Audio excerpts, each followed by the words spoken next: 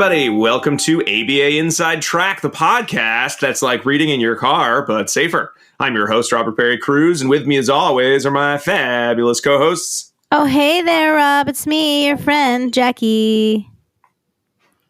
And it's me, Diana. Hello.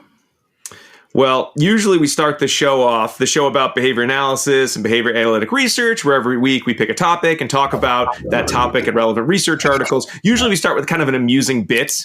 But, we're adults. This is an adult show for adults, by adults. We're going to be very adult. We're going to get right to the heart of the matter, which is adult curricula and supporting adults. So in the theme, we're just going to get right to it. No bandying about, no silly zaniness at all. It's going to be all serious, just like adults, all the time. And to help us with our serious tone of voice, we have a special guest, Dr. John Guercio. John, thank you so much for coming on the show and being serious, very serious with us today. Thank you for having me. I'll watch and make sure I'm serious enough, but I'm sure we might throw in some zany as well, because the whole behavioral end of things is quite different, I'm sure, than most listeners have experienced that are on here today. And so happy to help, ready to go. Sounds great. Okay. So it's okay. If people want to get zany, it is allowed. It's just, I didn't know how to be. I'm not a great adult sometimes, so I wanted to make sure I started serious, and then we'll go from there if we want to get a little wacky, a little zany. That's okay. Rob likes to approach everything with a sense of childlike wonder. Yes, much like Buddy the Elf. Nothing wrong with that. So today's topic, like we said at the top, we're going to be talking about curricula for adults, specifically a curriculum. I'm going to interchangeably use curriculum and curricula throughout the episode, even though I know they're not exactly the same, singular, plural, but they sound weird to me. But John he's published his own for supporting adults. But we're also going to be talking about some articles that, John, that you've published with your co-authors, kind of covering kind of the wide array of supports and training methodologies, both for the adults with, say, acquired brain injuries or other disabilities, as well as the adults that support those adults with disabilities and with special needs. So we're very excited to have you on here. And why don't we just start off with, working with adults is something that many of us have done, but probably not as many in our field as should be and need to be. How did you come to find yourself working primarily with adults? That's a great question. I kind of fell into it a little bit. I was, we talked a little bit before we got started, but I grew up in Mississippi, in the Mississippi Delta, home of the blues. Don't let anybody in Texas tell you that. It's in the Mississippi Delta. And so one of the things that, I did is I finished up my undergraduate degree and thought, before going to grad school, I want to try some things out. So I said, let me work at a psych hospital. So I worked at a psychiatric hospital in a little town called Pearl, Mississippi, right outside of Jackson. And I worked there, and it's a lot of the stuff that you see, on TV and some of these horrific portrayals. A lot of it's true. There were some really rough situations that I had, and I kind of worked there as a residential director. So a lot of the staff I'm training now, I've had their roles. So I kind of had a little bit of experience there. So working in that role, after a while, I thought, it's time to start looking at grad school. So I contacted a buddy of mine, and he was going to graduate school. And he goes, man, there's this great grad school program in Southern Illinois, Carbondale, Illinois. And it's SIU in Carbondale was one of the first behavioral programs really in the nation, maybe in the world. And, had a great staff there. I think Gina Green was there initially, Tony Kuvo, a lot of folks that worked there, Roger Lubeck. I think Nate Azrin kind of did some work at, from a distance at one of the psychiatric hospitals. So I applied to the program, got in. And from there forward, I just started working in acquired brain injury. And then, once I moved to Illinois, where I am now, a little further north in Carbondale, I've been close to 20 years now working with individuals with intellectual and developmental disabilities, autism, spectrum disorders, coexisting psychiatric disorders. But throughout, it seems like all the populations I've worked with have been intensive behavioral populations. So it's not just big folks, but it's big folks that when they get angry, they can be dangerous. So it's very interesting indeed. Okay. So this is something that, as you've gone out throughout your career, you've had lots of challenges, both in terms of supporting the direct care staff, supporting the individuals with disabilities. So you have to come at it from all sorts of angles. I'm very excited when you shared some possible articles for us. I felt like all of them were ones that we've discussed in some form or another. However, a lot of the supporting maybe adolescents in the programming, certainly in reading the articles, the level of competency you need, the different types of kind of styles, training styles really seems to vary for the adult population. So would you mind just sort of going over like what are some of the key differences we really need to be keeping in mind when we're talking about similar principles, however, in the application of supporting adults versus supporting younger individuals? Like what do we want to keep in mind so we don't just sort of paint with too broad a brush? Well, and it's this topic is important enough that, I usually like to try and get up very early and do my writing in the morning. So I kind of polished off a new chapter in the second edition of my book, the curriculum book. And that's the whole topic of the chapter. What is different? I see so many individuals. I do adjunct work at St. Louis University. So we get a lot of students that come in and they're gung-ho and they want to work with adults, but their main training has been in early intervention. So they come to me and their jaw drops and they don't understand. It's like, gosh, she chased me out to my car today. That wasn't, it wasn't like I, just gave the M&M or reinforced the behavior in early intervention. So I think that the biggest competencies to look at is, and I tell students this all the time, my technicians, my new BCBAs, that when you come to the session, it's going to be quite different because when you do early intervention, you've got your materials, you've got your workbook, you might have your VB map, you've got your pens, and you're ready to check stuff off. You run the show. Not the case with adult services. The client runs the show. And so I think that's the biggest thing is that when you go in, you don't know, okay, did he or she just have a fight with their boyfriend or girlfriend? Okay, were there issues going on with their staff? Okay, if there's somebody that's more severely or profoundly impacted by their disability, are there certain things that happen? I mean, the weather that we've had here in central Illinois has been, 65 degrees one day, 35 the next day. And so I've got a number of my folks that are minimally verbal it wreaks havoc with their, ability to be able to function because of headaches and allergies and all these other things. So I think being prepared and kind of, as we're here, I'm going to make a shameless plug. I guess that could be zany. The shameless plug, we actually had just rolled out the new year. We started in November, but we have an RBT training that we have specifically put together just for adults, because I see so many of them that are out there. There are wonderful, wonderful RBT trainings that are out there, but a lot of my staff come to me and they're ready to do a preference assessment with M&Ms and Cheetos. It's like, no, this is going to be quite different. We're doing preferences. It might involve, alcoholic beverage or type of cigarette or an adult place in the community that they would like to go as opposed to other things. So I think that's the biggest thing. I see a lot of my staff that come in that are new to this and they take it home with them. And I say, this is very difficult to do. I said, but here's what you need to learn is that when you get in your car and you shut the door, you need to leave work on the other side of it. It's very difficult. Like right now, my phone is blowing up and I'm turning the ringer off, but it is evenings, weekends. I vacationed a couple of years ago. My wife and I had a couple of years where we would go to Vermont and we like to see the leaves change. So we go to a little place called Woodstock, Vermont, and we kind of hung out for a little while. And then we'd be in this nice market or hiking. And I get a text, Dr. G, I'm going to kill myself. And so my wife said, you turn your phone off right now. You handle that first. You delegate, let somebody else handle it. Yeah. But I think that's the thing. I think a lot of our staff that have worked with kids, they expect that when 5 o'clock comes that they're good to go. And no, I send messages and we're working through things evenings, weekends, because things just don't stop. And so I think that's the biggest thing. Number one, preparation for a session, what that looks like and how that looks like. And then the next one is just kind of when these things pop up and being prepared, at all times. And of course, the obvious stuff that I won't mention, the sheer physical size and the property destruction and, the threats that you have to your person when you're working with folks this size. I'm 5'1", and a lot of my folks are 6 feet, 6'1", 2. But the thing, we'll talk about it a little bit later, but if you've got an appropriate interaction style, doesn't matter how big the other guy or the other gal is. I mean, I think that you reinforce that way appropriately. So those are the biggest things. And my hope is, this new chapter literally in the book will help describe that, because things are so different. And there's maybe a handful of us in the field that, are talking and researching it. And I was so happy when I saw Michelle Wallace and some others recently did an article in Behavioral Interventions where they went back at least 30 years, I want to say maybe longer, and they looked at all FAs that had been conducted with adults.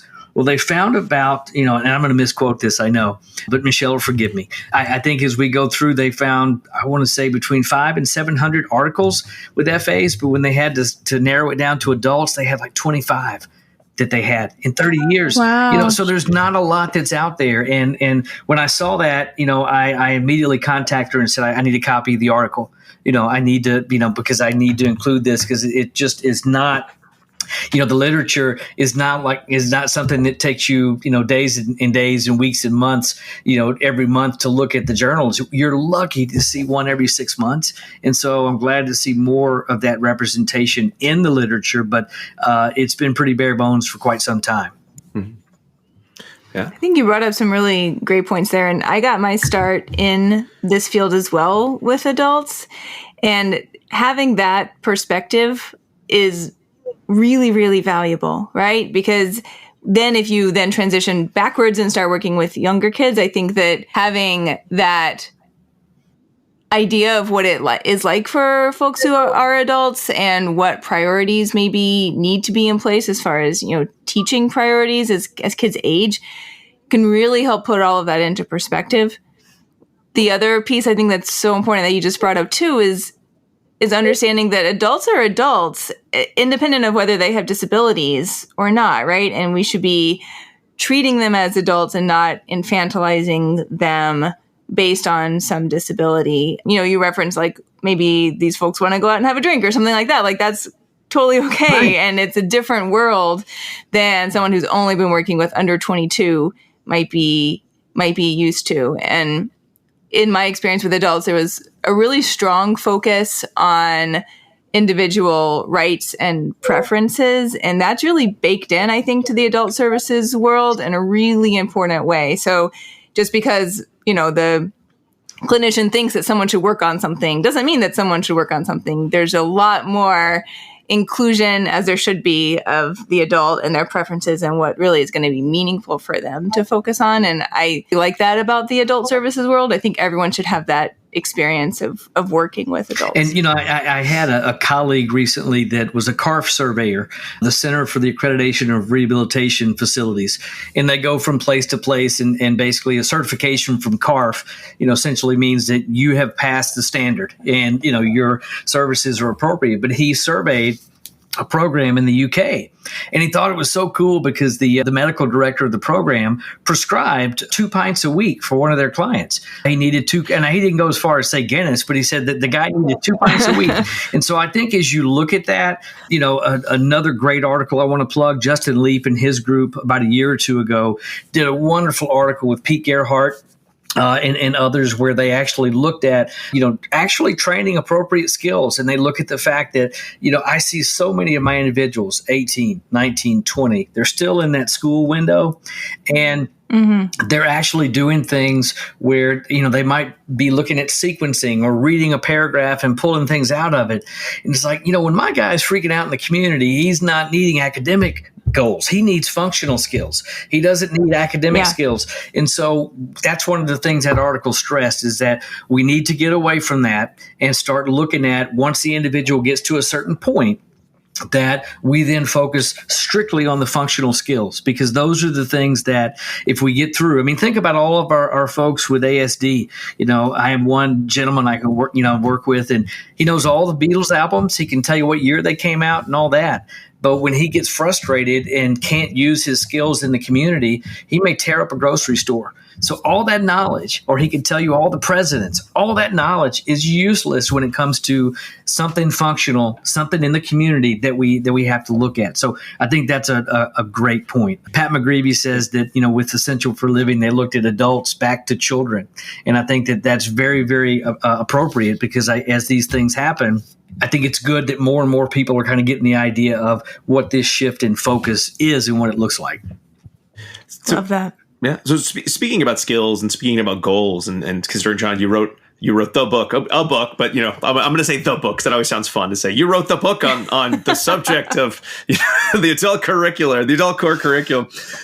How does one go about sort of working with adult clients and thinking about what are the goals that matter? You mentioned that sometimes you're working with adults who still have to sort of hit those school-based objectives, even though you as a professional are saying that doesn't seem very important to the individual, perhaps. It certainly doesn't seem very important to me as someone reflecting on their challenging behavior that can occur in the community. So sort of like, what are the kinds of categories that you need to be taking into account when like working with your clients and working with stakeholders to choose those goals? Vocational, safety, independent living, academic.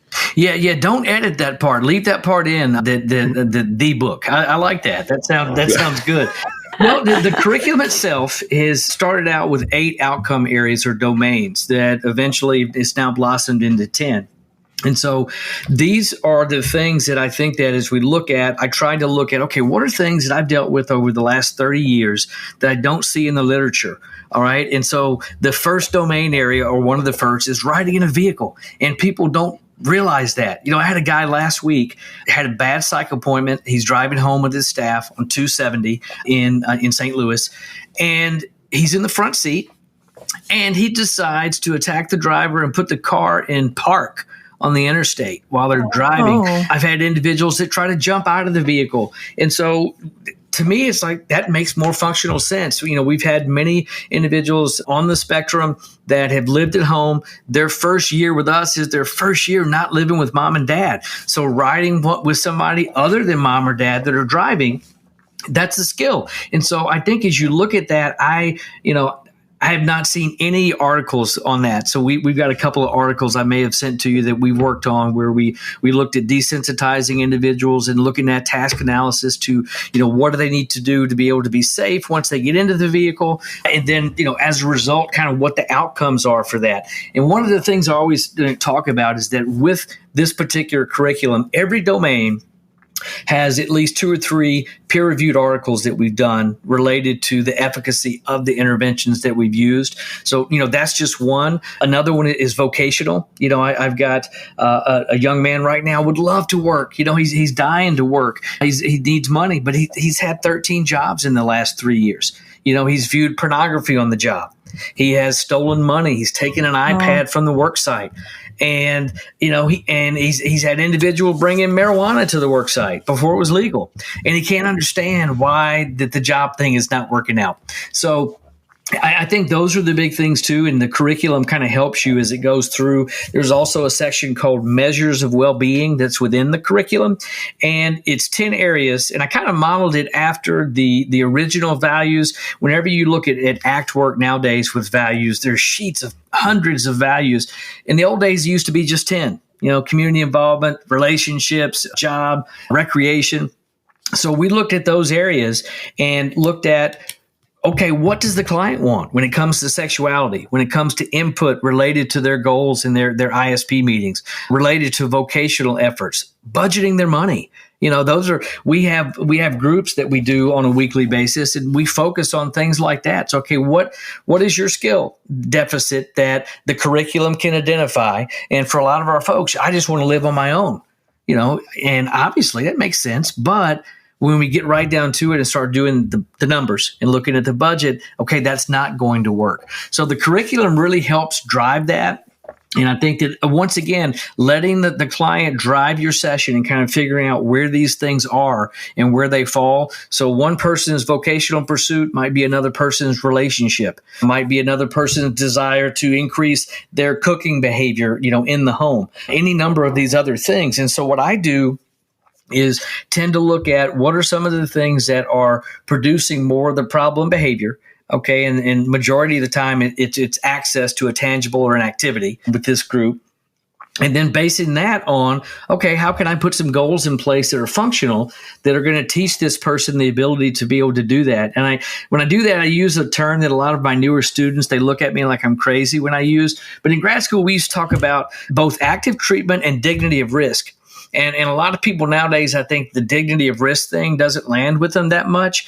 But the idea is, yeah, my buddy's had 13 jobs and he's lost them. And we're probably, in the spring going to start some more and look at that. But the dignity of risk is, instead of saying, nope, you screwed up 13 times. No, let's try time number 14 and let the previous 13 be a teaching, a set of teaching tools to kind of give us ideas on what do we need to focus on. We know that having a computer nearby and having money out.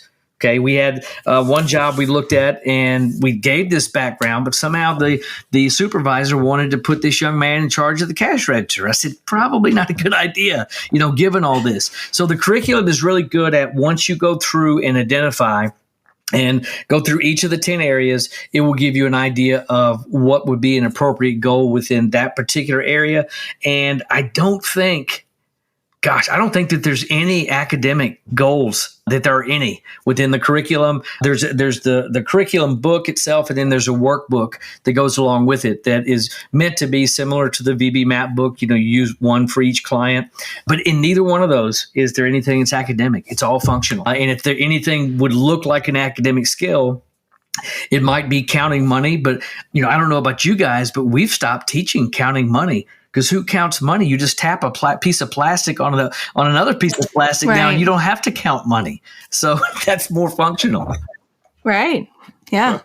Yeah. Money used to come in like paper rectangles and little metal circles. I don't know if you remember that. So for listeners in the future, and they're like, money, what is this money they speak of? Yeah, my brother lives down in Venice, Florida. And when we go down to see Tampa Bay Ray games, I loved it because years ago, the Minute Maid Stadium, which is down there, or it's one orange juice. It may not be Minute Maid. Tropicana Field, there it is. It's Tropicana Yeah, Field. okay. Yeah. Years ago, they went cashless. And I said, these are the smartest people on the planet. Because now every stadium is that way.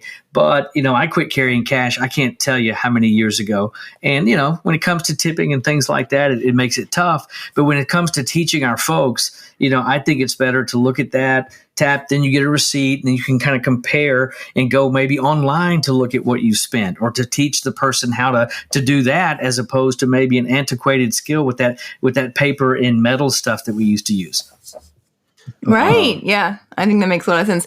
I just saw a joke that said, I'm so glad we learned how to find the area of a parallelogram in school instead of learning how to do our taxes. This has come in so handy during parallelogram season. Yeah, isn't it great? Yeah, it's wonderful. Or all those times that our clients have to read paragraphs and pick out the key areas that they want to talk about, or some of the main themes, or, it's just all those things I think that we focus on and lose the big picture a lot. Yeah. Yeah. We all need to learn those functional life skills. Yes.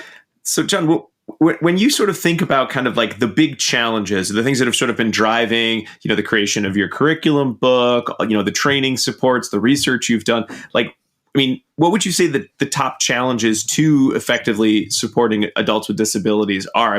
Has it been just like getting across to your staff that working with adults is not working with children? I guess a part of you probably was hoping, once I write all these things down in a book, that was my biggest problem. It wasn't in one place, and now it is, and there's no more problems. But I'm guessing that probably isn't the number one concern you've had. What would be this, you said, like the top challenge that kind of keeps you, I don't want anything to keep you up at night, but if something did keep you up at night, like the challenge to providing this support, what would you think it would be these days? Staff training. Training, very simply put. We do a lot of, it's coming slowly in the States. There's a huge interest.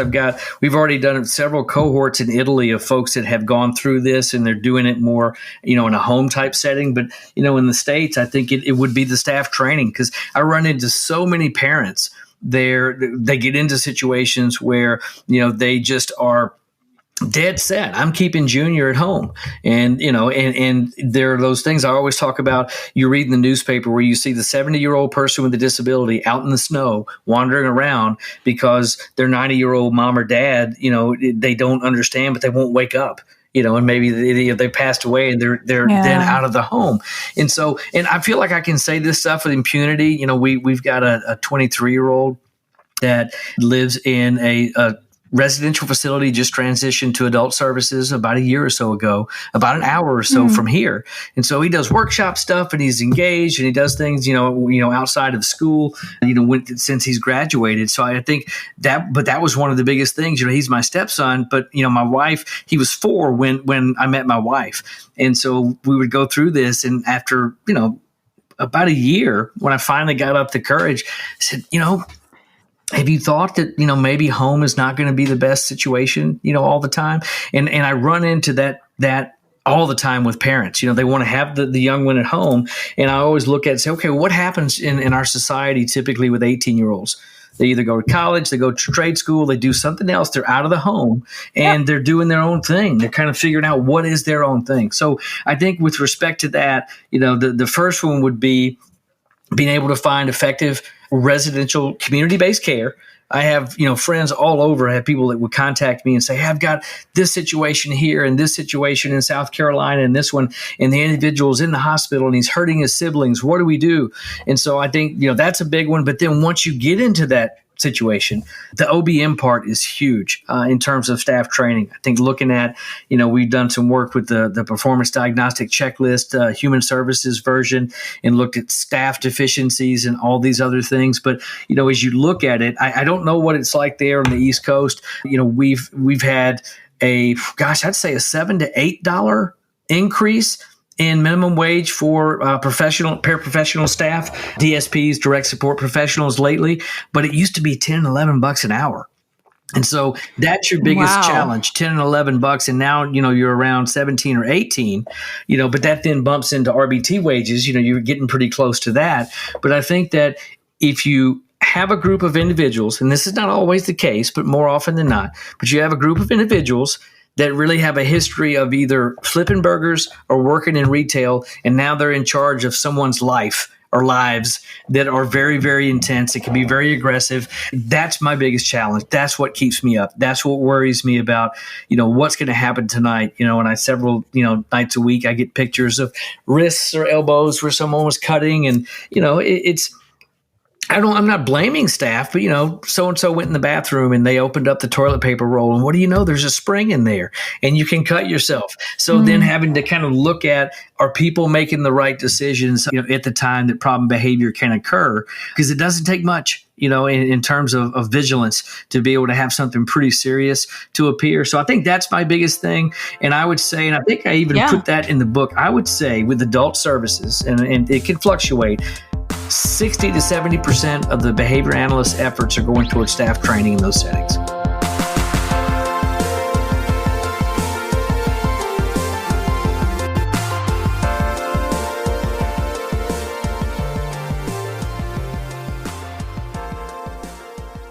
you want to be a BCBA? Sure, we all do. Now you can come to Regis College in Weston, Mass. to get your graduate degree. Choose from any one of these courses. Masters of Science in Applied Behavior Analysis. Masters of Science in Special Education.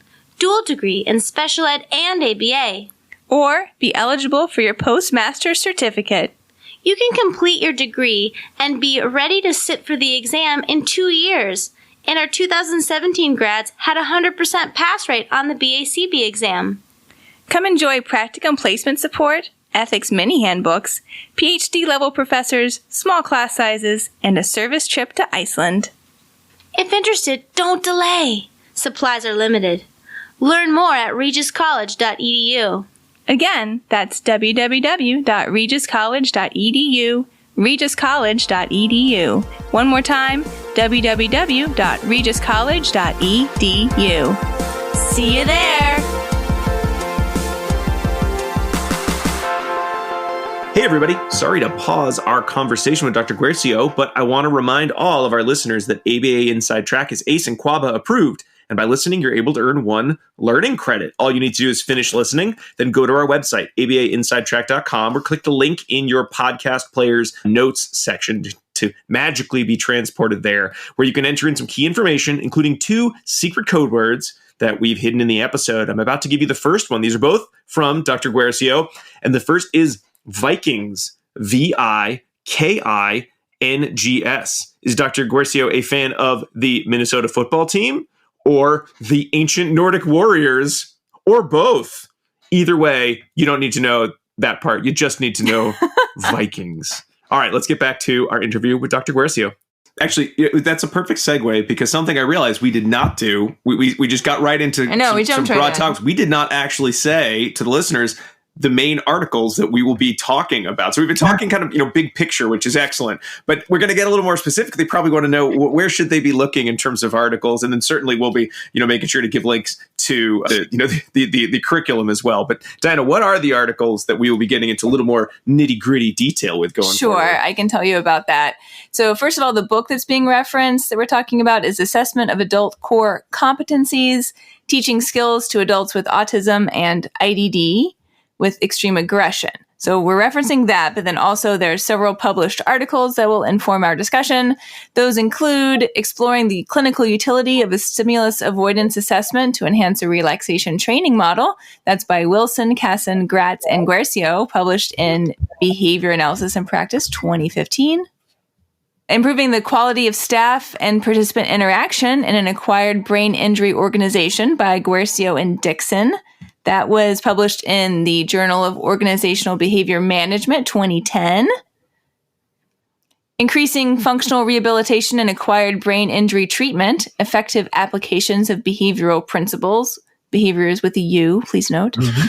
That is by Guercio, Davis, Faw, McMorrow, Ori, Berkowitz, and Nigra, and that was in Brain Injury 2002.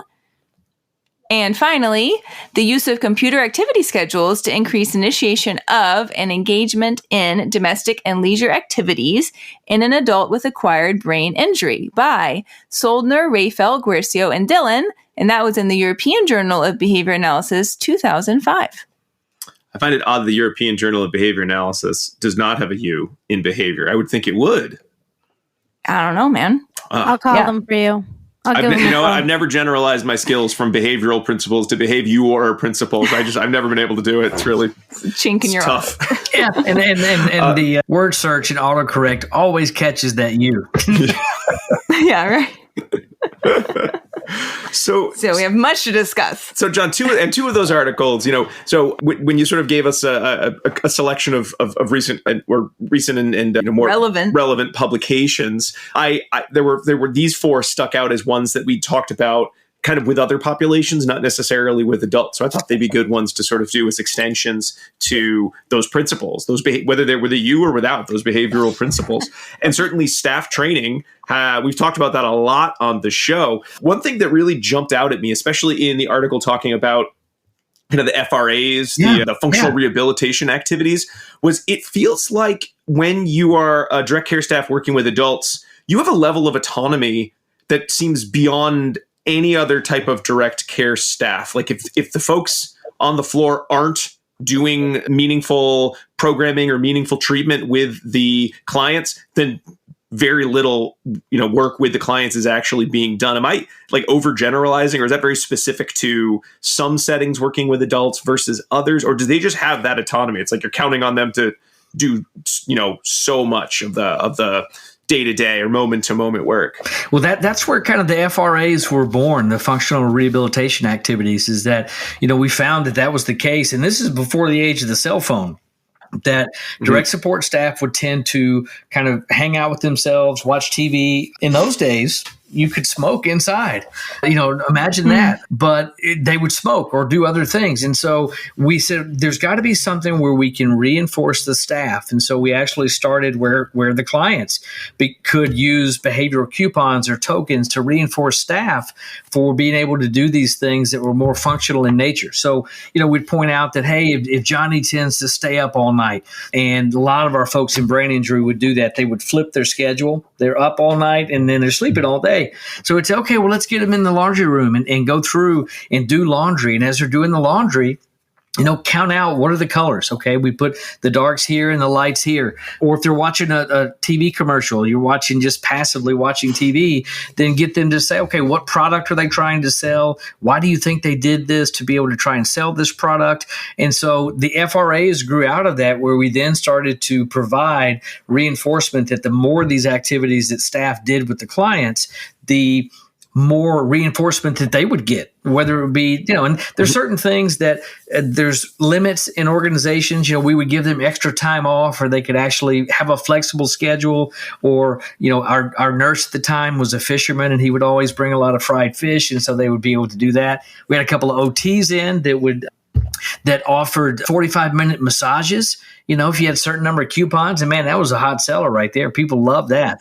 Sounded great. I mean, so I think that component, active treatment, is a big struggle, because you're right, they do have a lot of the autonomy. So there's another kind of a dark side to that coin as well, because I've consulted at places where staff will take adult clients with them to put in applications for apartments, or to interview for other jobs, or to get a haircut while the client sits in the van. I've seen some very, very poor decisions that are I was made. going to say they can't use. Oh, sorry, John. I was going to say they can't use the excuse of I was modeling this really important behavior for them, because if they're in the van, they don't really get to see what it looks like. Well, but here's the thing though. This particular staff person, when confronted, basically said, "Well, he's eyesight supervision. I could see him from the barber's chair." So a lot of times our staff don't get it, and so one of the things that I'm blessed to be able to help out with Dr. Natalie Parks at St. Louis University, I do a verbal behavior course for them and an OBM course. And so it just seems like that every year when we get students that come in, I've had a couple in the last 2 years that specifically want to do internships around OBM. So it's training staff that, there are things that can be done where you need to kind of get off the phone and engage in community activities and the goals that are in the plan to be able to do that, because they have a great deal of autonomy. And so sometimes that can go south, where you have situations where staff will take a person that's minimally verbal and they might be out for the whole day, and can kind of look at where they're doing, as opposed to some of my clients that can tell me where they've been, where they're going, but then we'll have staff have specific functional community-based skills that they've been working on that they have to then report back to us in the behavioral team on. But that's a big one. There's a great deal of autonomy that you would see there that's different from a psychiatric ward or possibly a staff in a clinic or anything like that, because the staff can really dictate exactly what happens or doesn't happen for that day. Yeah. I mean, at least in the 2002 article, it seemed like, usually there's always that thought of well, number one, we got to make sure that the staff are trained to use these FRA documents, which were pretty, I think they were in the paper, they were pretty straightforward, sort of what they were. And that was kind of a component, but it really seemed like the bigger piece was how are staff getting feedback about the fact that they're filling out the FRAs, the bonus or the lottery tickets or the coupons you mentioned for all the different activities and the kind of the auctions that they got to do. Are some of those principles still ones that you bring to, especially if you're consulting to an organization who's citing our staff, they're not engaged in the way we want them to be? I mean, do you still use some of those or still recommend some of those practices when you're consulting or when you're in doing organizations and doing training with people, like the kind of the auction setup? We do. And one of the biggest things is the public posting and feedback. And I think that's a really big one, I think, because you can run into that. We had problems early on where we had a lot of staff, and this happens. There's peer pressure within, staff settings. If somebody's doing better than the others, then they're like, oh, you're setting the bar a little bit higher for us than need be. But I think that one of those things, and that was in the early days when Mark Dixon was my dissertation advisor. So that's why he's on the majority of these articles that, as we went through and we, looked at the positive and the reinforcement-based interventions and looking at interaction style and how do you operationally define interaction style. But I think throughout this, one of the things that we kept finding over and over again is that, with these particular staff, that could engage in some of these other behaviors, that we really had to look at, what were some of the things that can encourage appropriate rehabilitation-based activities, and then switch it to, another environment, to where we could actually continue to do this. So to this very day, I'll use public posting. We'll do certain things where we can actually provide incentives to staff based on that. One of the things that we did in those days, though, we did, more like a lottery system where they could earn. Nowadays, we do more of coupons for staff. Some of our recent articles, we would provide gas cards or food cards, which is crucial for our staff today in terms of, a lot of times, I think we take it for granted, as therapists. A lot of us sometimes are in our cars a lot, but a lot of our direct support staff, it's tough for them to get across town if there's something that they need to do. So I think that being able to provide those reinforcers to staff and then letting staff know that they're appreciated. I think many times that's not the case to be able to do that, but I think that I found that those particular interventions have been hardy over time with, I think, the main underlying thread to all of it is positively reinforcing staff. I had at one point, as I was going through and doing one of our articles, we shared how we were reinforcing staff for that very thing. We actually did in one of the studies a preference assessment with staff. And so we went through and we kind of used something that was computerized and it was in a PowerPoint document. And they would make selections of, 5-item MSWO and take the person through it. Okay, my number one choice is gas cards. Number two might be fast food gift cards. And as we did that, we would reinforce if, let's say, that particular home had 70% or higher data collection scores or 80% or higher. And so I remember at one point giving this presentation at a conference, and the conference was with therapists and administrators, and I had an administrator at the end of the talk ask a question and say, that's all fine and dandy, but how do you afford those cards? Where's the money coming from? And so since that time, I've included several graphs in my work when I talk about that particular article, because in one of the homes that we did the study, we had about, I guess it was, sorry, my Mac is pinging me and a client telling me, don't forget about tomorrow at 11. I got to remember what I'm doing tomorrow at 11. No, but as we would go through and we kind of looked at, the amount of money, I started doing a bar graph and said, okay, in one of the homes where we did this, in the year prior to this intervention, we had $198,000 in property destruction and home repairs. And the year after the intervention, we had less than $10,000. That's where my money came from. And so I think that's where bean counters really get it. Because I always say it's best to have a clinician to be a director of a program or run a program, but we all know that's not always the case. But a bean counter always can look at money and see that. And I don't mean that in a demeaning way. If we have any accountants listening today or CFOs, I don't mean it that way, but our work can produce significant changes in monetary outcomes for organizations as well. Wow. Yeah. Yeah.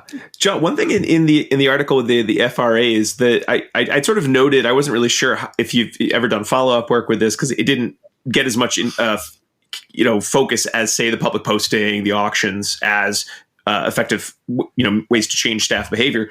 But it was mentioned that staff got to give feedback on the FRAs that they were doing with the adults and to think about how those could be done better, or there are ways that they could be documented differently. Have you found that having that part of the conversation as part of the training, hey, this client well, some of the things we're asking you to do, how could we do a better job with that? Has that ever really been something that kind of moves the needle in terms of getting staff either more motivated to engage in more of those activities with clients, or is that really just something that it's nice to do, but it doesn't really change behavior? 100% buy-in with that.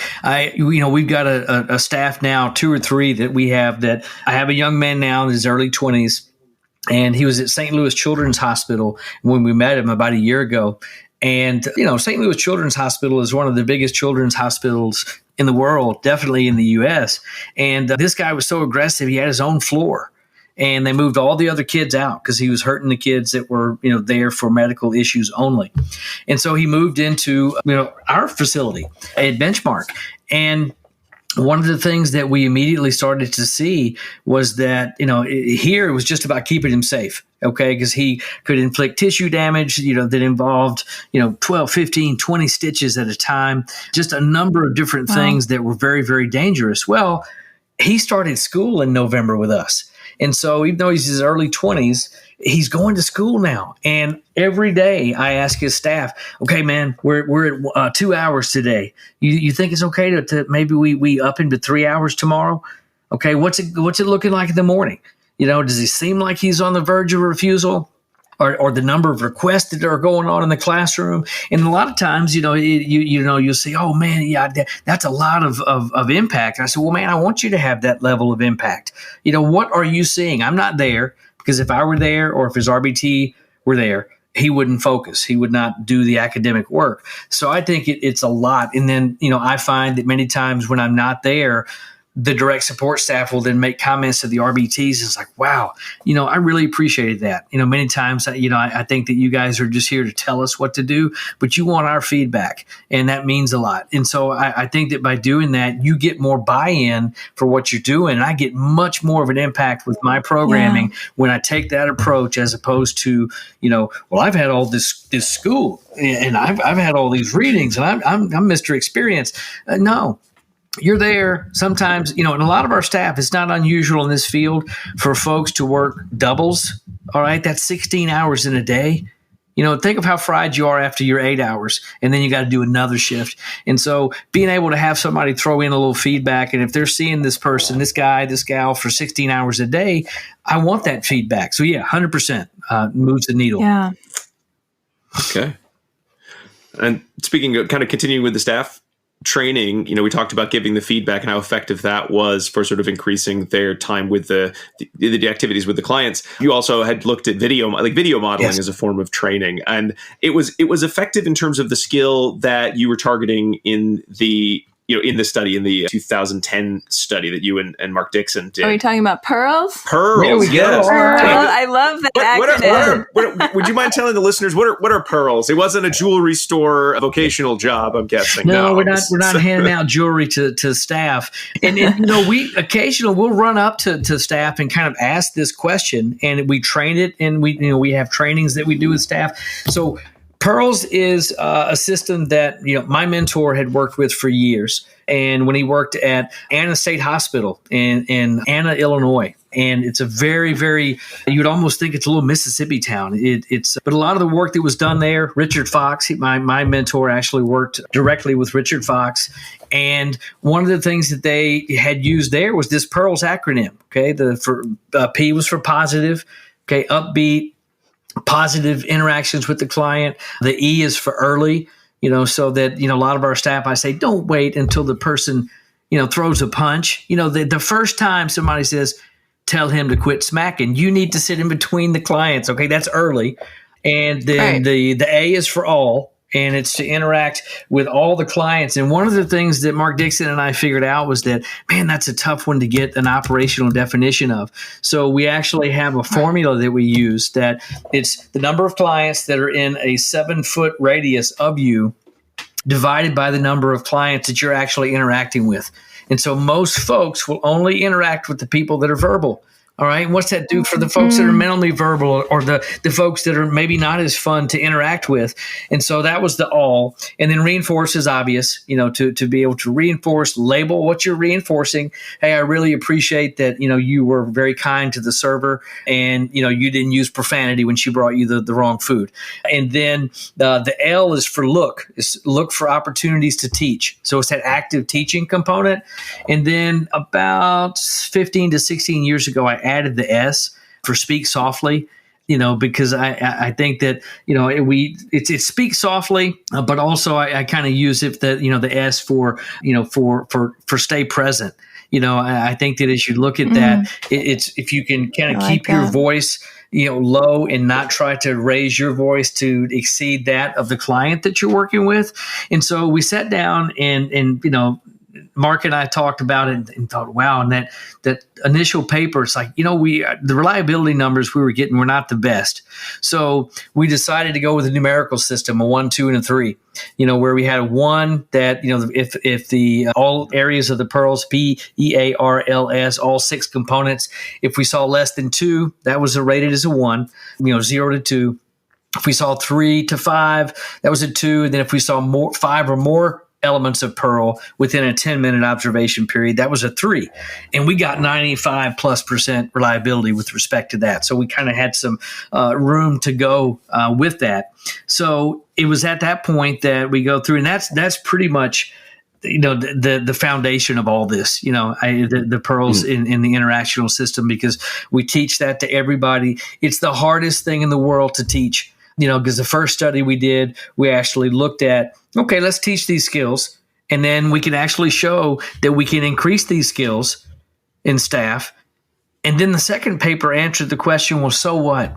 It's just like you can teach somebody to, let's say you can teach somebody to hop on one leg. So what? I mean, what does that help? Well, we taught these particular skills. What do they then translate into as far as client outcome?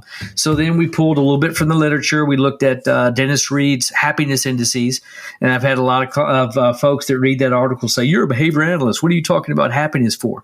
So let me read. Jackie loves that article. I love that article. It's one of my favorites. Isn't it? It's fantastic. And Ruth Ann Rayfelt, Mark Dixon's wife, they did a lot of research there at Carbondale on that. I said, well, you need to read up on Mr. Reed's stuff a little bit. Dr. Reed's he's prolific in that area. So we looked at happiness indices. We looked at productive involvement, age appropriate activities that the client would engage in, and then also looking at other functional things. So I think as we looked at these things over time, we found that there were at least three functional dependent variables that having staff increase Pearl skills really impacted. Functional involvement by the clients, being able to look at other skills, their happiness levels, and things that they were involved in day to day. So it's not just a nice or a good things. It's okay, you're very nice. No, if you show all these elements, and we've shown it through the years that the more that we show this with staff, and we've got an article that's just about to come out in Behavior Analysis Research and Practice that we replicated this in Italy. We actually had a home where a young man was in his own apartment, and we did a brief FA with him, and we found that his behavior was escape maintained and attention maintained. And to my knowledge, this is the first study that looks at, because when you think of attention maintained behavior, okay, well, I'm going to give him a more appropriate way to get the attention. But what this article was able to show, and I think it's the first of its kind, was that many times individuals, the escape maintain function was that individuals will try to escape from staff that have poor interaction styles. And that attention maintained behavior is maintained by positive behavior. So this guy wasn't getting the positive stuff, engaging in problem behavior. We teach staff pearls to criterion. And then as a result, he was able to decrease this, access the community with family members. He was able to go on a vacation with staff. And this was a demonstration product of ABA in northern Italy because, in Italy, ABA and psychoanalysis. And so a lot of the individuals that are in the ABA community in Italy are very, their philosophical orientation is psychoanalytic. So this was to kind of show, hey, here's the efficacy of the science of behavior analysis, because this young man was minimally verbal, and you weren't going to sit down and have a psychoanalytic session with him. This is just not, was not going to work. So it was a great outcome, and that's something that we're looking forward to sharing as well, to show that, the pearls across the board is a huge tool to teach staff, both to avoid escalation, and if it does occur, which it will, to de-escalate from that point. Yeah. Oh, that's really cool. Yeah. John, do you still teach it primarily, as you did in this earlier article, using kind of that video modeling, and the staff, score someone else's video, they score kind of the appropriate model, then they score their own behavior? Or have you sort of moved towards more of like behavior skills training without the videos? Like, how has that component changed over time, if at all? That's a great question. And it has gone more to the behavioral skills training. Our article I just mentioned that's coming out, that's what we used. We did several trainings, and of course Italy is 7 hours ahead of us, and so I did a lot of trainings, and their staff were super dedicated. I would come home at 5 or 6 after work, and that's 11 or 12 there. And the staff we would do trainings, and I would go in and we would do these presentations and train. And then the behavior analysts that were there on site, my colleagues there, they would then do the feedback in the moment and go through the behavioral skills training and to kind of give feedback, at that point as far as what's needed. So I think that at that point, one of the things that we found throughout this is that behavioral skills training is the best way to teach these skills, and that the worst way to teach these skills is through in-service. So many of our organizations nowadays are doing in-services. And I remember I took staff training class with Brandon Green in grad school, and he was a John Bailey student. And one of the things that we talked about was that in-services and staff training. And so these articles that you've referenced, they're kind of really good at kind of pointing out that, and you'll see in most of them, we did staff training, see a little bit of a bump and improvement, and then it goes right back down because you don't have practice, you don't have competency, you don't have demonstrations of competence. And so then I think as a result of that, that's where those things change. But yes, primarily behavioral skills training these days. And, at that point, if folks are very resistant, then you can do the video stuff. But, I really feel old saying this, but, staff, kids these days, but a lot of our younger staff, man, they don't like being photographed or videotaped. So the video part of it's really, really tough because in some of those earlier articles now, they did go through an IRB, but we had students that had like a little handheld in their coat, or that we would actually record. But nowadays with IRBs being more strict, but yeah, you see a camera or something come out, staff just tend to bolt and they run away from the camera. I thought young people love being videotaped and posting those things online all day long. I mean, isn't that like the thing to do? Well, the secret is they have to be holding the camera, not us. So I think if they're doing that, then it would be great. So it's like, okay, here's. So they'll do our video modeling, but they don't want to do their. Okay, so they'll video model us. Yeah, okay, yeah. So you figure out that one. That's our next study. You let me know. I read that Gen Z do not want their bare feet to be photographed.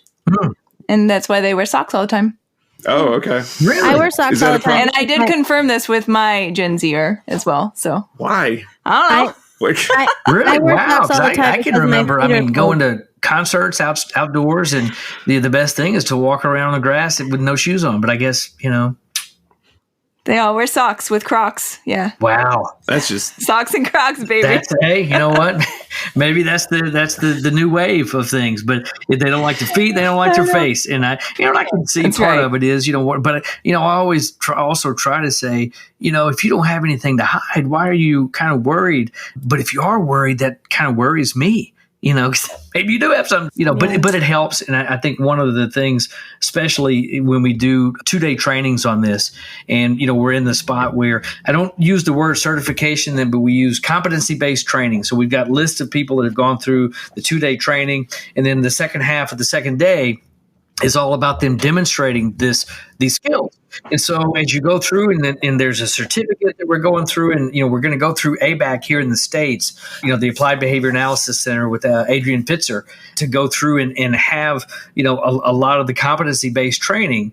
But one of the things that we're requiring individuals to do is, I can't just say, okay, you told me pearls and you know what they are. And then now we can say that you've been competency-based or you've been trained in that.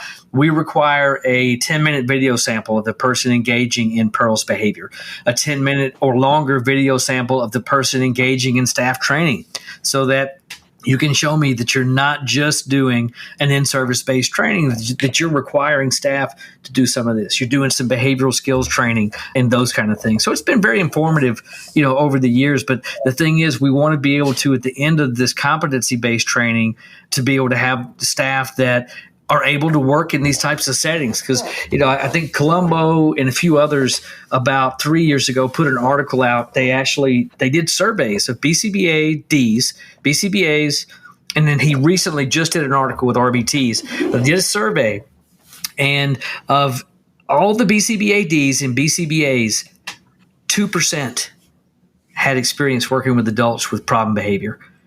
10% had experience working with adults, period. 10 to 15. So it just is shocking nowadays where, a lot of this, and, it's our own doing. I in states, licensure is a thing now in most states. But I think as we were doing that, and I was guilty too, I sat in front of the legislature and spoke about autism and, early intervention. And so that's what stamped in people's heads, is that, they don't, and I've even had legislators ask me, does that stuff work with adults too? And I had an insurance review last year with a psychiatrist, and he denied my services for a guy. And he said, well, there's really no peer-reviewed research on ABA with adults. I said, hey, let's talk. I said, I know a guy that's got a couple of books and maybe some articles we could share. And we talked about it. But the thing is, that's what people they're not aware of that. They kind of look at the efficacy only being the early intervention and the LOVA stuff. Yeah.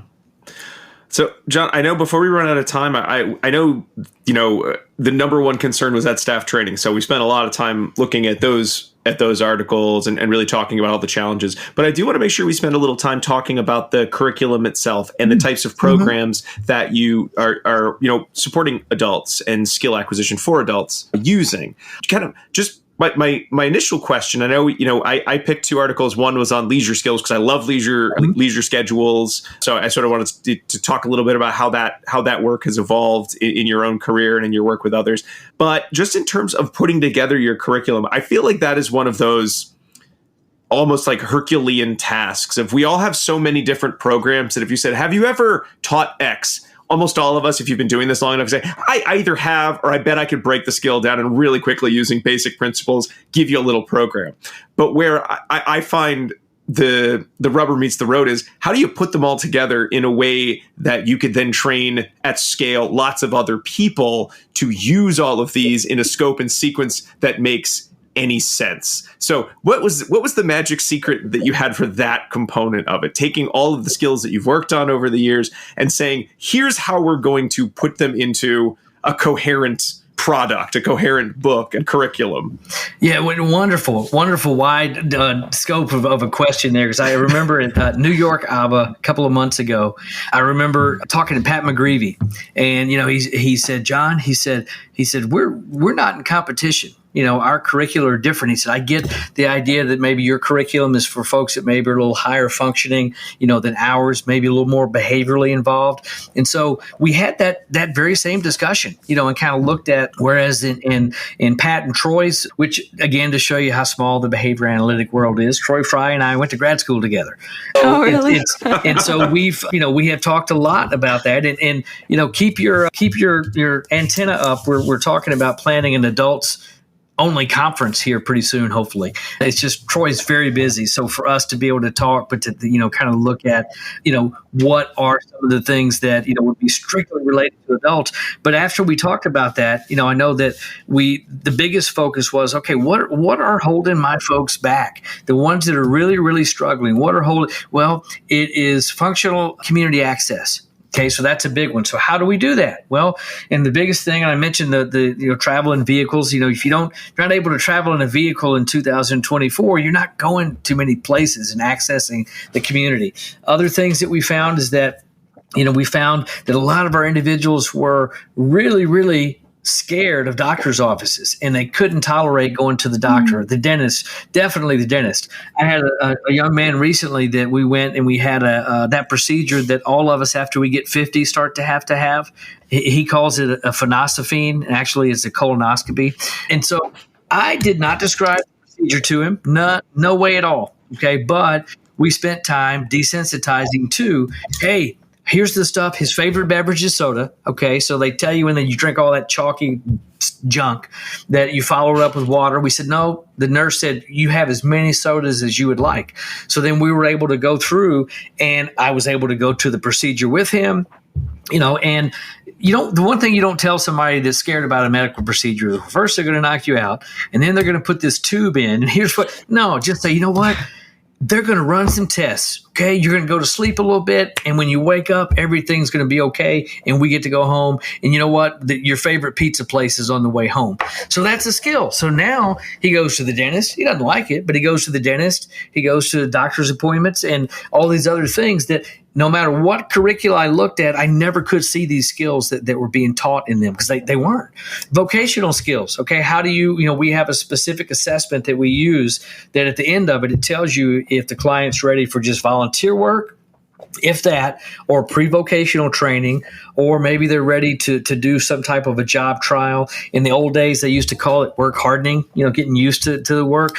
But if you look at it, all of my folks want to work. Okay, they all want, but I think that they want a truck to back up and dump money in the driveway every week and just not have to go to work. They don't understand, because if you think about it, our folks are, a lot of us feel that way too. But a lot of our folks, if you spend time, you're not active, your staff are not actively engaging you. Okay, I've got a gentleman now that he does video gaming with folks in the UK, and so he will sleep during the day and then game all night. And sometimes he'll stay up 24 or 30 plus hours to game. And so if you're looking at it, we have to look at, okay, what's appropriate, in terms of those particular skills, and what are some things that we can teach that would be replacement behaviors, or things that we can do that are more productive. So we then found that with vocational skills training, we could identify the areas that we're missing. One of the big ones that we haven't talked about is you talked about a skill that, most behavior analysts, I'd like to talk to Robert Colombo and see if he's polled folks on this. How many behavior analysts have taught a client to wear a condom or have taught a client how to masturbate? Those are things that through the curriculum we go through, we assess the particular skill level that the person has with respect to that. And then we've got, a few of our clients that we can drop off for hours at a time at their boyfriend's home in the community. They have their alone time, and we go back and we pick them up. But there's a task analysis that they follow in order to be able to earn that skill. And we worked on it with all the behavior analysts. Benchmark is in about 20 different states. So we worked with the behavior analysts across all the benchmark settings to put this checklist together to say, okay, here's some skills that, you can't get to a more of a meaningful skill than that. And I think that 90% of the staff, I think that, outside of maybe therapists, I won't say opposed, but I'd say they're scared to death of sexuality in our population. What's going to happen? STDs, hey, what's going to happen on college campuses across the U.S.? STDs, pregnancy. So I think it's worthwhile to look at teaching those skills, because really what I have found is that individuals that don't do that, other skills that are in the curriculum are social media skills. We actually teach folks how to use social media. Had so many of our clients that befriend somebody, and then what do you know the next day? Hey, I'm a little stuck. You mind sending me $20? And our folks will do that.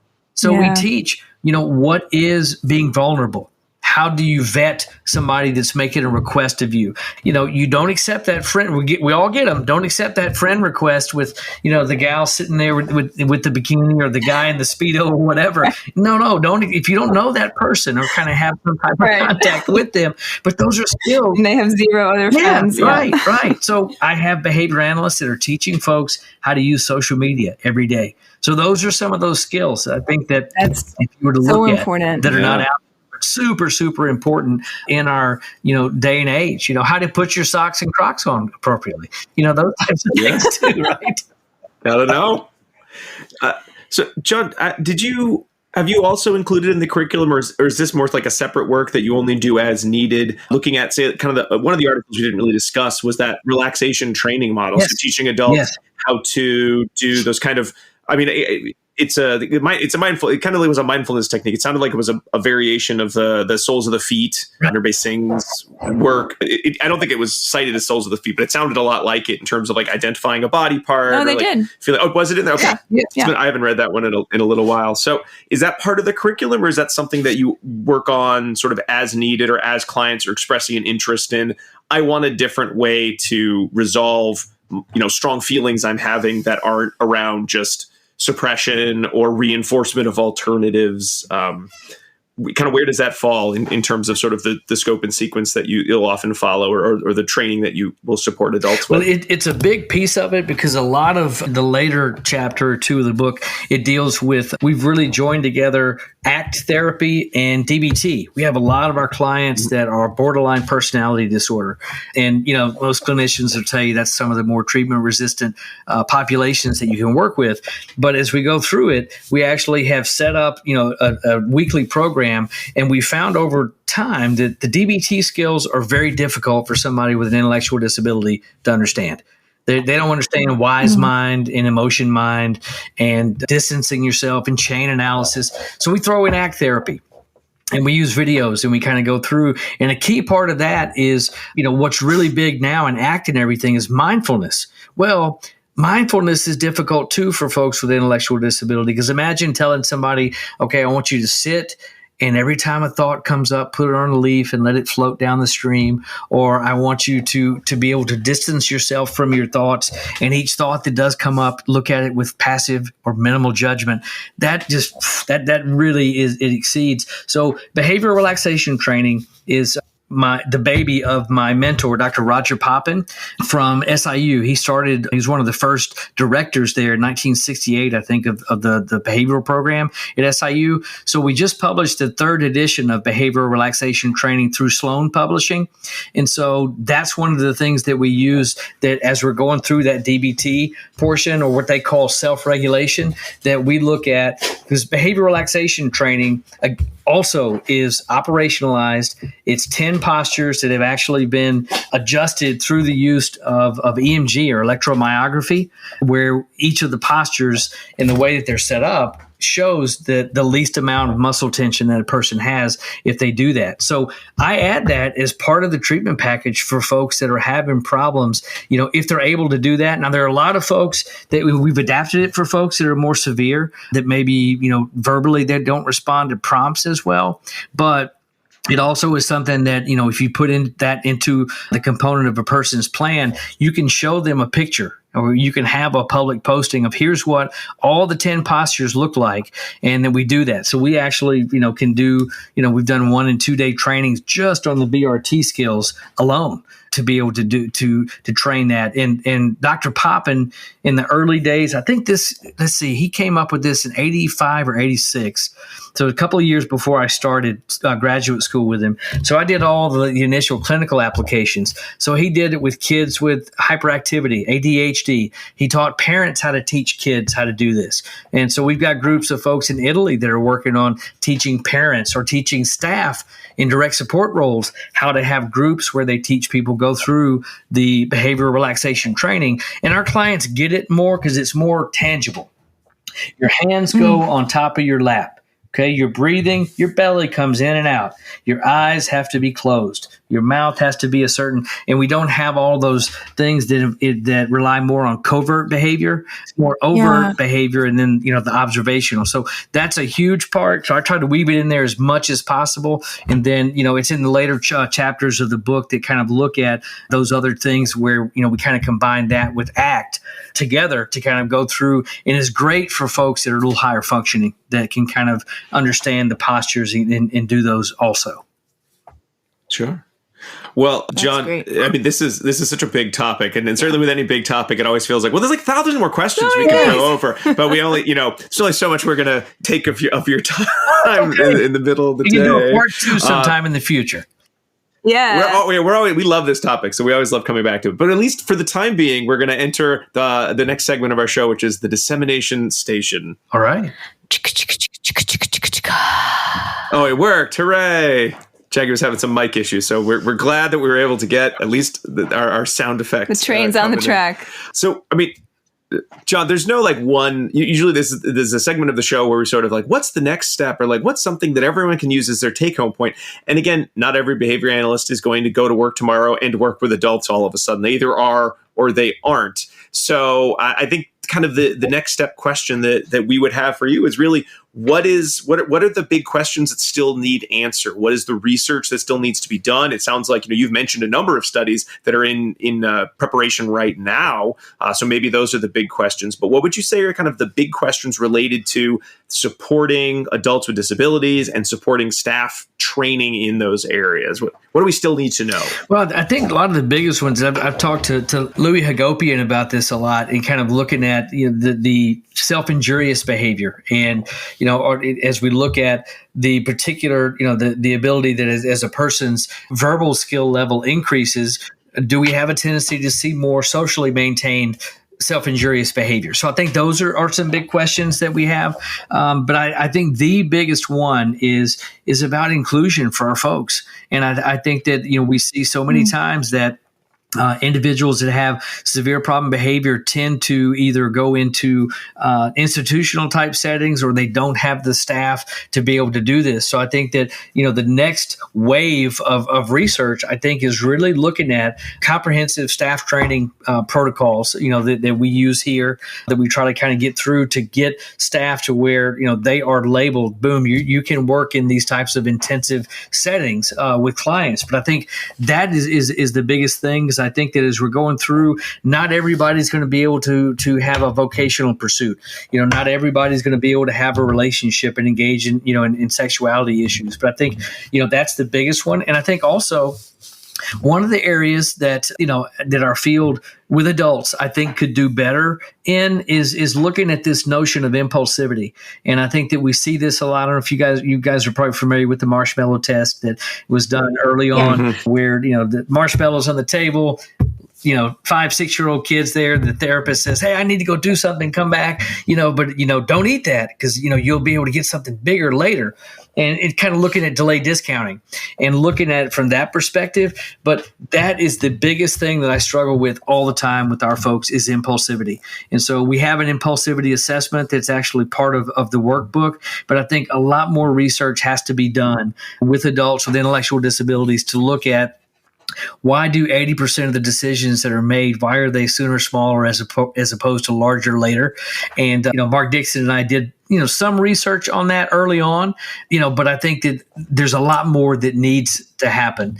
Yeah, I've got the little Yorkie that's sitting down here too. He won't leave. He came and hung out. But I think that's the big one, to kind of, do a better job of operationally defining and then looking at these applications of, sooner, smaller versus larger later. And, a lot of the work we did with Dixon and Ruth Ann Rayfelt also has done a lot of this as well as, we know that when somebody has to wait for an item, if it's a delay of a reinforcer, and that's the F word in adult services is wait. Wait. But as you go through to get somebody to where they can do that, I think you have to have an intervening activity or something that the person can do as they're waiting, or a timer or something like that. So I just had an email yesterday where somebody said, "I'd love to order your curriculum, but I work with folks 2 to 7. How is this going to help with impulsivity, in that particular group?" And so I think across the board, that's a big one that we see. But I think that, the potential for extinction bursts in this population is so intense that, the sooner we can work with the impulse control, I think the better, and get a better handle on that. All right. So still more to come in that area, but it sounds like an area that is got a lot of smart people working on it, including our special guest. We want to thank for being on tonight, Dr. John Guercio. Thank you so much. The book is The Assessment of Adult Core Competencies, which can be ordered online. Is there like a good link that folks should go to if they want to learn more about the book, So John? the website it's the Adult Core Competencies is ACCEA. It's ACCEA. So all one word, ACCEAadults.com. And all the articles that we talked about, there's links to the PDFs there. There's also a resource page, and you can purchase the books there as well, the ACCEAadults.com. Excellent. And is there contact info for you as well, John, if folks want to reach out with any questions? Yes, sir. There is. Anytime if there's questions or anything, or to schedule a workshop or a training or anything like that, there's avenues to do that on the website. All right. Big thanks to Dr. Guercio for coming on the show. And as we are about to wrap up, it means it must be time for our last segment, Pairings. It's me. It's my turn, and it's time for pairings. I appreciate how much you're like, should I talk now? I don't know. We've only been recording for like an hour and a half. So pairings is part of the show where I review with the listeners out there other episodes that they might want to listen to if they found this episode to be interesting and something they want to learn more, think more about. So they definitely found it interesting. The question is, do they want to learn more about it right now? Yeah. Okay. There were so many potential episodes to pull from. I tried to focus my attentions in 2 areas. One was on staff training episode. So I picked a couple of those. One was episode 97, where we talked about staff feedback with Dr. Amy Henley. And one was episode 215, where we reviewed the use of the PDCHS. And then I also wanted to pull several different episodes where we've discussed working with adults, or that would be related to that topic. So those include, in no particular order, episode 156, where we talked about working with individuals with traumatic brain injury. That was with Dr. Meg Heineke. Episode 192, in which we review with Dr. Kira Moore her anxiety assessment research. Episode 193, where we talk about the ESL, Essential for a Living, with Dr. Pat McGreevy. Episode 201, where we discuss advances for autistic adults with Dr. Sung Woo Kong and Dr. Christopher Benente. Episodes 13 and 14, where we talk about transitioning to adulthood. That's with Dr. Peter Gerhardt. Episode 197, where we talk about vocational skills. And then finally, episode 147, where we discuss sexual well-being. That was with Barb Gross and Werner Leland. So lots and lots of stuff to pick from there. I recommend them all. The other section of pairings is where I talk about a snack that I like to recommend that people enjoy while they are listening to this or any other episode. So for the snack today, I decided that we should enjoy some pearls. You can't eat those. You can't really eat pearls. I know, exactly. But we talked about pearls in the episode. So the two snacks that we're going to eat instead are oysters. Yum. And tapioca pudding. A match made in heaven, both of which have some reference to pearls hidden inside them. So please enjoy this delicious and delectable snack while you listen to these episodes. One time, Diana and I went to an oyster farm.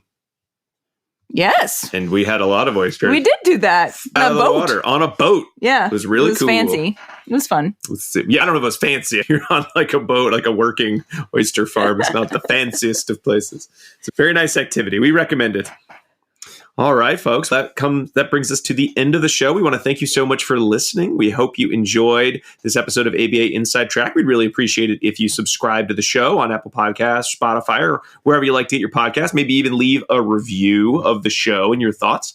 There are some other places you can find us online. Certainly, you can go to our website, abainsidetrack.com, to find links to all of the articles we discussed in this episode, as well as to look at past episodes and to purchase CEs for pretty much all of our episodes. You can find us on all the socials as ABA Inside Track. And if you want even more ABA Inside Track every month, then you should go to patreon.com/ABA Inside Track, where you can subscribe to get access to all of our episodes a week ahead of time, as well as access to our seasonal book clubs and seasonal listener choice episodes that are available only to patrons. They get voted on by patrons and get access to free CEs for listening to those special episodes. Again, that's patreon.com/ABA Inside Track. I want to make sure to also give you your last secret code word from Dr. Guercio, which is Deadhead, DEADHEAD.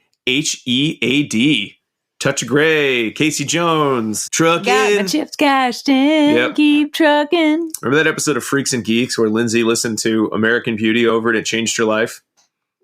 Spoilers for the series like finale of Freaks and Geeks. I know that you're not as big a fan. Wait, why is but my me referencing and Freaks Dr. and Geeks? Guercio are. Because I mentioned Freaks and Geeks in an episode where they listened to the Grateful Dead, that means I don't like the Grateful Dead? Oh, no. I just, in other contexts, we've had discussions where you told me you don't like the Grateful Dead that. It's not a band I've listened to, though I did one time have the opportunity to go to a Grateful Dead concert, but I was a child and I said, that sounds boring, and I stayed where I was and played in television. Wow. Yeah. No? Choices we make, folks. You weren't enticed by the acid teddy bears? It was not at the age I was, no. And television was where it's at. Deadhead.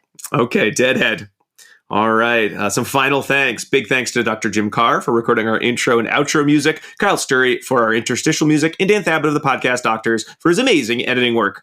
We'll be back next week with another fun-filled episode. Even though it won't be about adults, we'll make sure to have fun because we had fun talking about adults. We'll have fun talking about next week's episode. But until then, keep responding. Bye! Bye!